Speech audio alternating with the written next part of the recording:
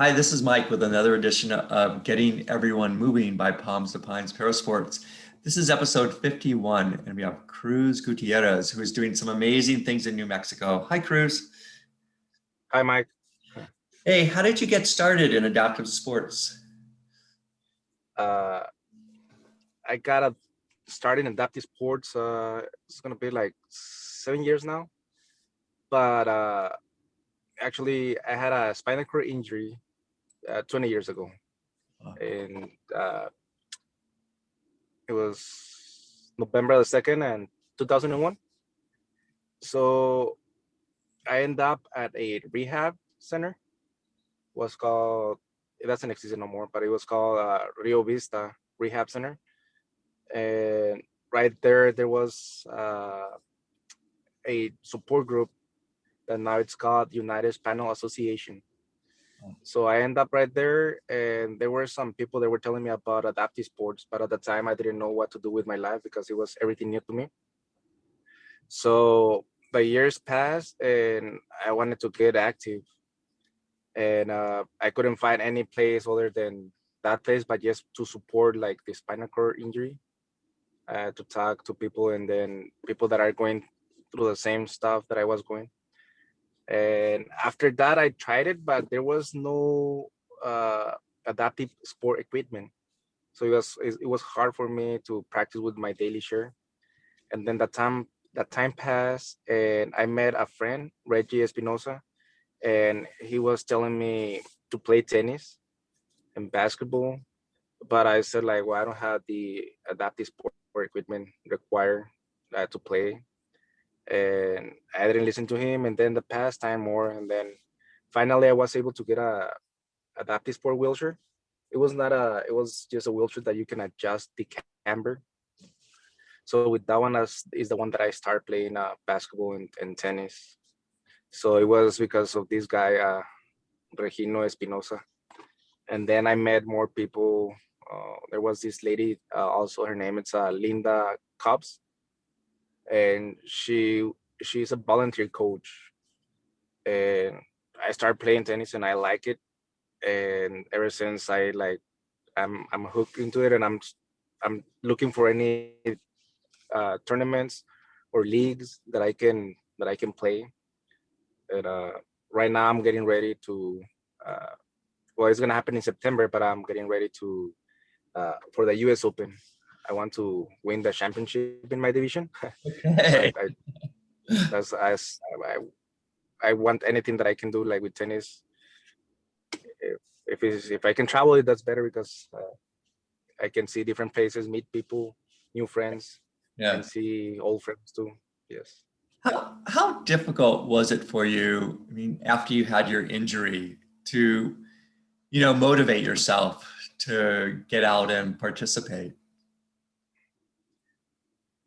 It was mostly because I didn't know anything about it, and around my area, I live in Southern Park, New Mexico, and it's like 10 minutes away from El Paso. But where I live, there's nothing to do. Like, there's no programs, there's no people that I can, or at my time, there were no people that I can talk to about adaptive sports. So it was the difficult part. It was to find someone that had the knowledge about adaptive sports. After that, there were a couple of people like I mentioned before, uh, Reggie Espinosa and Linda Cobbs, but that was in El Paso. It's like 15 minutes away from where I live. So once you get to know like people like that, and if you get the right equipment, like it's not that like on my personal experience, I want to learn more about. I want to be active. I want to be have fun and just keep going with my life, like be competitive. And but it took me more time because I didn't know uh, where to go or who to talk to, and that was pretty much the I think the difficult part into getting into adaptive sports. Yes. Yeah. Did you, so there is an organization now though where you're living, right? Yes. and it's a small organization that because I feel that I want to travel, that I want to participate, and I talked to a couple of guys that we get together and play basketball or tennis, and we decided to make a non-profit uh, or organization that we can spread our experience about adaptive sports, and we can uh, yeah, give that information so people that want to play or people that want to acquire adaptive sport equipment, uh, we just pass that through them, that info. And the small organization is it's empowering people with inclusion and function in adaptive sports. Yeah. And right now it's not as active because of COVID. Yeah. Yes, like everything else. um, but yeah, we try our best to provide like adaptive sport equipment so they can use it. So people that want to be active or want to try it, so they can use it. And hopefully this year we get back like into as we were playing basketball, tennis, doing racing, hand cycling. Yeah, because we need that. I needed it, and I know there's people out there like they want to play, they want to be active, but they just don't know how or where to go. And that's what we try to do: reach people and let them know that we can have fun and be active. How has playing adaptive sports helped you emotionally? Tremendously, Yeah. because I was very positive when I end up with my spinal cord injury, and also I have a very supportive family. But that's just that like around my house, like with my family. But with adaptive sports, you get to experience all the things that you can do, and then you can challenge yourself. You can meet new people. You can make friends. You can it just like mentally it helps a lot because you get to talk about your issues, you get to talk about what you can do, and other people talk about the same what they can do and about their issues, and then we can avoid injuries, or we can avoid depression, we can avoid uh, everything that we think. Like me, I was thinking like, well, this is only me, I'm living through this, and I will feel like, well, I need to do something, but this is the everything that I can do.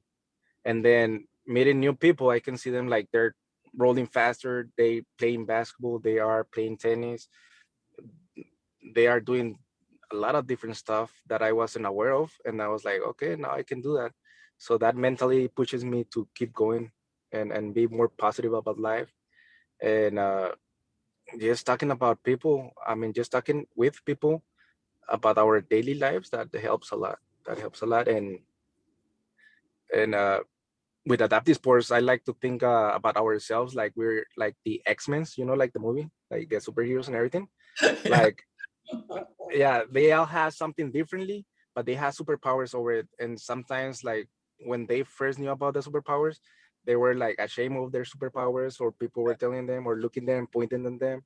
Yeah. And once they find their superpowers, like they're like, yeah, I can do this, I can do that, and it's amazing. I feel that way, like racing, basketball, like hiking, everything. And when I go to the tournaments, or when I go to leagues, tennis leagues, or games, I see people that are like they're missing a limb, or their injury are like uh, worse than mine, and they still like play better than me. And I was like, okay, man, if they're playing better than me, I can play like them. It's like they have superpowers. Yeah, it's amazing. That's great. I love that. I love that. I'm wondering about the Latino culture. And is there anything in the Latino culture and how people would approach, you having an injury, having a disability at all? Yes, and And I think that happens in every culture, but in my culture, like the Latino culture, it's like people will look at me and then they will say like I'm not able to do all the things that I know that I can do, but they're like they just see me like a person in a wheelchair. And once I start talking like, hey man, I do this, I volunteer, I play basketball, I go ahead and talk at the university, I have a my education and all the stuff, and they said like, well, wow, they start looking at you differently. But it's normal because they don't know me, and once they get to know me, like, and I think it's in every culture, like if you're have a disability, they tend to say like, well, he's not as capable of doing stuff, so he needs more protection, he needs more uh help. And sometimes like where I live, it's close to the border. uh, Sometimes they will look you Hmm. as a target. Like I experienced that where I used to live. It was a bad neighborhood, and I was receiving social security, and it was a bad place. It was like it's called Anapra, and it's a bad place over there in Salem Park where I live. So there were drugs addicts, and they knew that I was getting a monthly check. So they tried to get me hooked into drugs, and they would tell me like, with this, your pain is gonna go away. You're not gonna suffer anymore, because they knew if I get hooked on that, like every month I will have money to get the drugs, and then everybody will be there, Yeah. being my friends and stuff. So that's one of the things that I experienced where I live, and also where my sister lives. She lives in Denver, Colorado. Yeah. And they will be friends when marijuana wasn't still a recreational drug. uh, I will get like random people talking to me like, hey, how you doing? How you doing? Like, do you have pain? Like, do you have marijuana and stuff like that? So they see you as a target. In my experience, I'm not saying that in all experience, but yeah, if there's not someone to tell you like, hey man, like there's sports, there's a lot of stuff that you can do. It can go to the other way, Yeah. and people that are trying to get you into drugs and stuff, like it can go badly to the, let's Yeah. say, on the right, and then it can go to the left like really fast. Yeah. No, I haven't heard anyone tell me about that experience, but yeah, I mean, I understand, what you're Yes. saying. That's tough.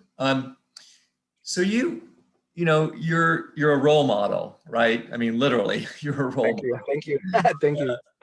I mean, what do you say to people who maybe aren't participating, maybe newly injured people? How do you motivate people?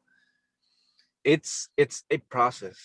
It's a process. In my experience, is a process because I went through that. Because if I didn't had at the time a tennis uh, wheelchair or a basketball wheelchair, Yeah. in my experience, I was using my daily share, and it was not fun at all. Yeah. It was it was like it was not fun at all. Like I couldn't experience my first contact with sports. It was like, nah, man, I don't need this. I better go. I prefer to go to the park and just do some laps. Yeah. But it's a process, and what I do and what I'm doing right now, that's why I want to. Well, at this point, that's why I want to go and to the championship for the U.S. Open, so I can have that experience. I have my also nonprofits or like I don't know if I can say this, but the Challenge Athletes Foundation and Yeah. Kelly Brush Foundation. Yeah. I've been benefited by those foundations like big time, because I got my hand cycle. I got it from there, from them. I got it my basketball share, and that helped me a lot. And after that, I knew I start meeting Mia Hansen, Yeah. and she's doing a wonderful job over here because she has a lot of adaptive sport equipment, and people that want to play or try the sports, their first contact is gonna be awesome because they're not gonna be like, oh, I don't have a tennis shirt, I don't have a basketball shirt, because Mia has everything there, and she's been guiding me a lot too. And after these experiences that I'm having, what I do is I go and talk. I volunteer myself and talk to the newly injury patients, Yeah. to the rehabs and to the hospitals, and I will tell them like if they don't like or if they don't want to talk about their experience because I was there, I start talking about my experience. Like, yeah, I've been there. Like, it's painful. Like, and one thing that I told him, I was like, everybody tells you like everything's gonna be okay. Everything's gonna be okay. You're gonna get better. You're gonna do this. But in my experience is like I will tell them like it can get better, or it's not gonna be better. It all depends on you, your family, and Yeah. you need to be ready for this because I might be telling you like everything's gonna be fine, everything's gonna be okay, but I know that it's not okay because in my experience, I need to learn how to do basic things, and it was hard because my family didn't have the fundings and then Medicare and Medicaid, like it was they were not covering all the things that I need, and it was horrible for me. I was like, I need all these things to survive, and then that's another thing that can put you down. Like if I go outside, something is gonna happen, accidents. Like I need this to do basic things, and I told him like, no, it can get better Yeah. with your family support, or it can go the other way. It's not gonna be better to begin with, because yesterday you were walking and today you're not. Yeah. So, and it depends how the conversation is going, but I try to be as real as possible. Yeah. And then I talked about my experience. I've been right now. It's been 20 years that I'm in a wheelchair, and I talked to them like, "Hey, man, like it's possible if you want to. I've been doing this. I I I play basketball. I play tennis. I do hand cycling. I do this. And if it happens to me once, and like I don't want to do that. Like, well, you don't want to do. If you don't want to do sports, like you can go back to school. So I look for options. Uh, for them and then after the first conversation that I have with them, I try to stay in touch with them, to see how they're doing, because if I'm just telling like, yeah, man, like I can do this, I can do that, and I'm doing fine, and then a month passed by, 2 months, 1 year, and they say like, where this guy, where he's at? Like he told me everything was gonna be okay and he's not even here. Like, so I try to stay in contact with them, um, and I'm just trying to do what the United Spinal Association did to me. Like that group helped me a lot too when I first end up in a wheelchair. So I'm trying to get everything of my experience Yeah. to tell people, yeah, it's possible. It's possible to be out there. So that's what I'm trying to do now, uh, to encourage people that if they don't want to play sports, they can go back to school. They can do a bunch of things.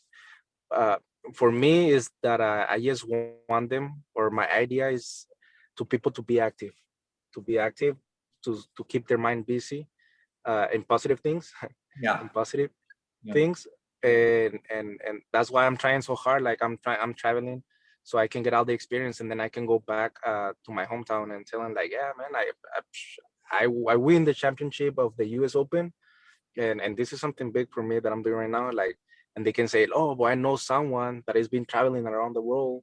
Well, not around the world, but around the U.S. nations. Yeah. I'm going big now. I'll say around the world. I wish. Uh, but yeah, for me, if I at my time, if I would have met a person like me, I was like, yeah, I want to be like that guy. And having at this point, having the knowledge that I have, like yesterday on Friday, I went with my friend. He wants to apply. Well, he's applying for the Kelly Brush Foundation so he can get a hand cycle. Yeah. So I went to his house. He lives an hour away from where I live. So I Yeah. went to his house and I lent him my hand cycle, and he was like, "Yeah, man, this is what I want. This is what I need." And yeah, man, you can do it. Like, just fill out the application, and then you have to put your part. And then if I have the stuff that you need to experience that first contact with sports, like I'm here to help, you know. Yeah. And I just love that I've been volunteering uh, a lot Yeah. with the University of El Paso. Um, I've been volunteering with the U.S. Army at Fort Bliss. Uh, I've been volunteering with the community college with the rehabs, and that's what I'm trying to do. I'm trying to get all my knowledge out there, and people can say like, yeah, I can do that. And like I was telling you, it's a process. If they don't have the right equipment, if they don't have the right guidance, uh, well, not even if they want to do it, but it's not possible because the equipment is expensive. There's no one to tell them where to go, where to apply, Yeah. and for me, I just want to get out there and make people act. Well, not make people because I can, but if they want to, like, give them advice, Yeah. and it depends if they really want to, but it's possible. Yeah. It's possible. And Yes. I mean, you talked about being, the superhero powers and all that. Yes. You impress me as someone who can do whatever you want, but there still must be challenges, that you face on a daily basis, using a chair for mobility. And what are some of those challenges? What are some of the things that we need to change in society, to make things more accessible? We need to educate the community. We need to educate the community because where I live, like, there's 5 years ago there were no transportation. Mm. It's a very rural area. Uh, and then the streets and everything, like, it was bad. So I say, if the mayor or whoever is like, it's they get some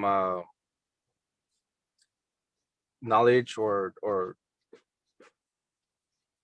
how to make it better for everyone, like the streets, the sidewalks, and everything.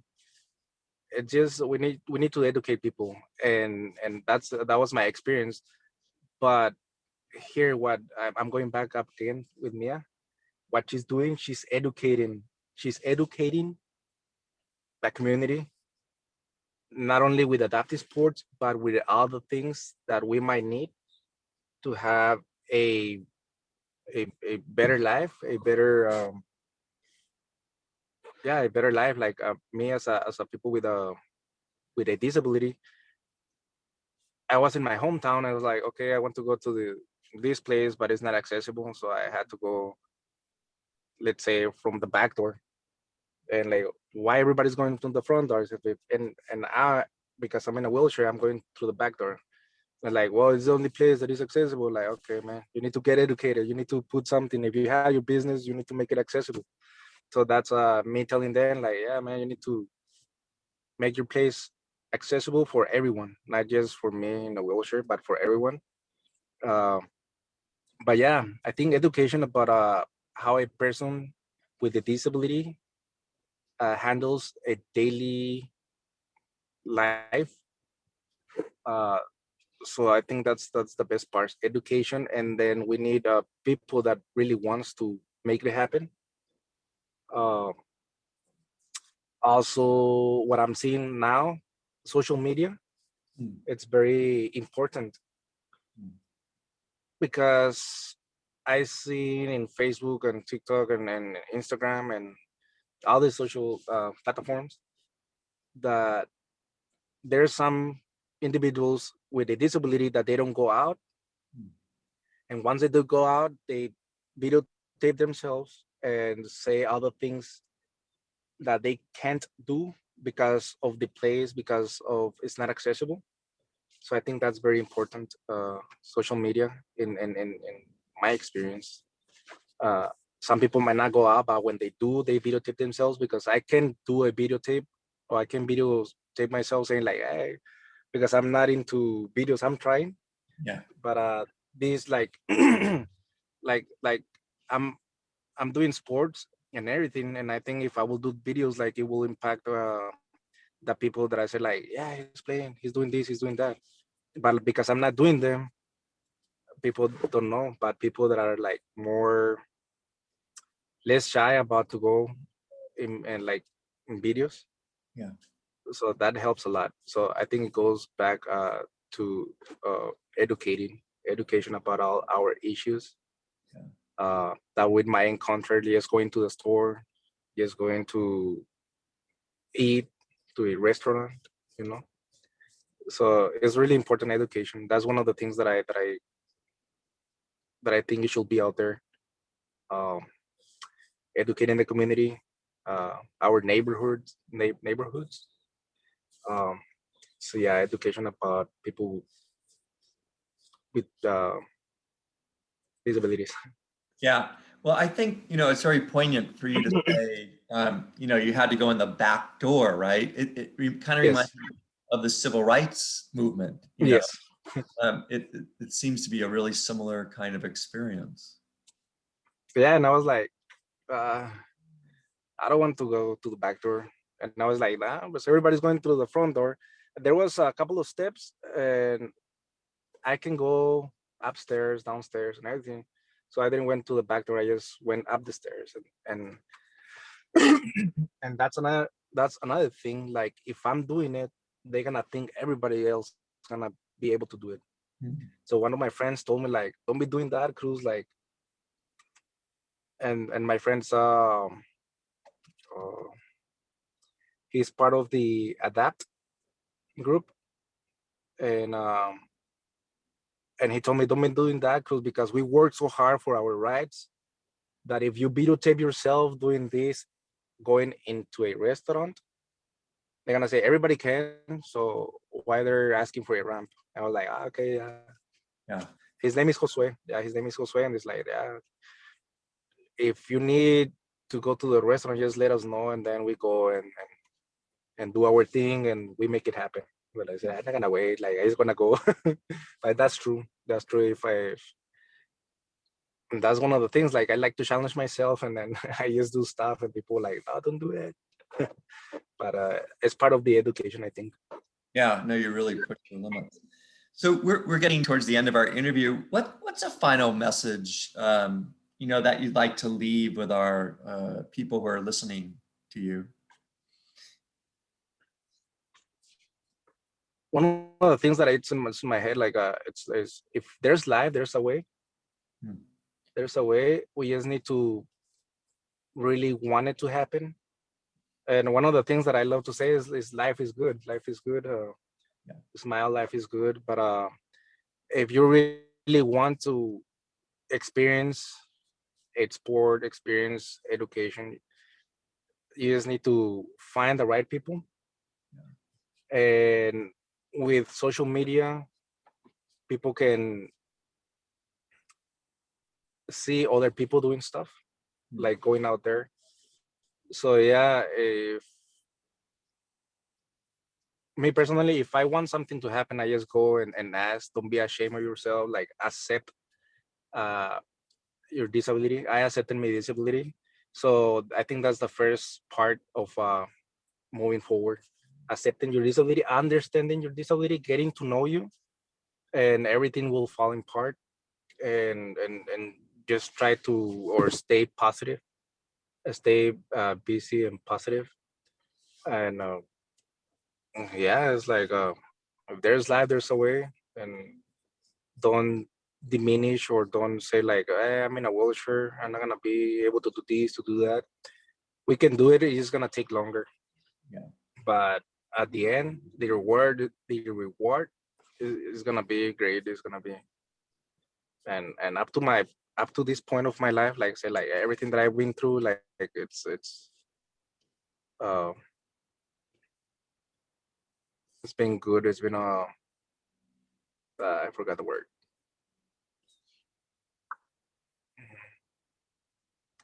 Yeah, but it feels great, but I forgot the word.